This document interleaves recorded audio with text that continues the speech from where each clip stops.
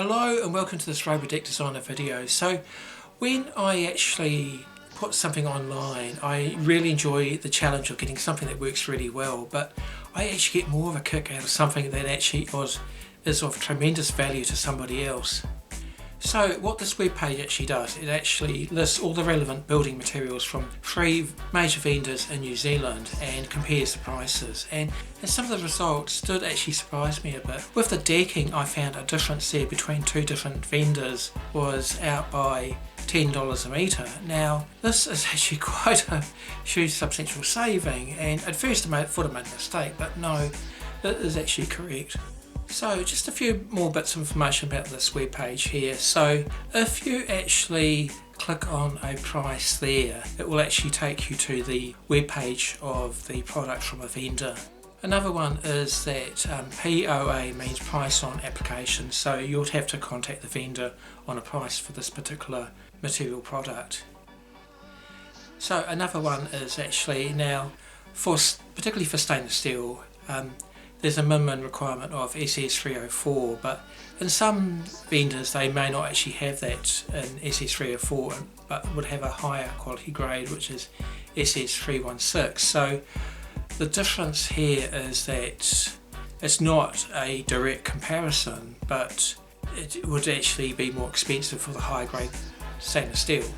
So another thing here is actually, particularly for timber and decking, that on the web page here, this is actually specified as a metre cost, but when you actually go to the product page, it may be specified as per length. And so what I've actually done here is actually just created a metre cost for the particular product.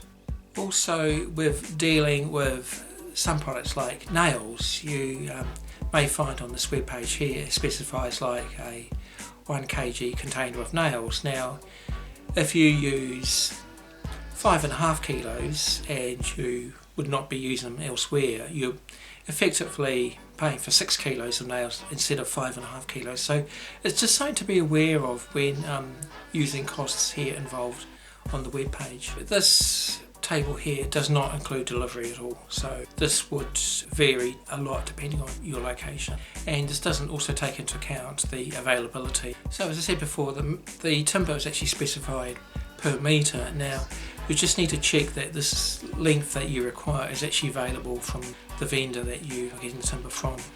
So another thing is that this web page here has been done as accurately as possible, but prices do change, and mistakes, I try as hard as possible not to get any mistakes in there, but there could be the odd possibility of a mistake. So if you've got any questions on it, just please click on the link on the unit price at all and be able to get the current price. And this is actually intended to be updated on a regular basis as well, the prices. The products listed on this web page here actually include GST. Now if you click through on the links there to the product pages, the products there themselves may not actually include GST, so this has been taken into account. And finally down the bottom there's actually the date this was last updated, so as I said, this should be updated on a fairly regular basis.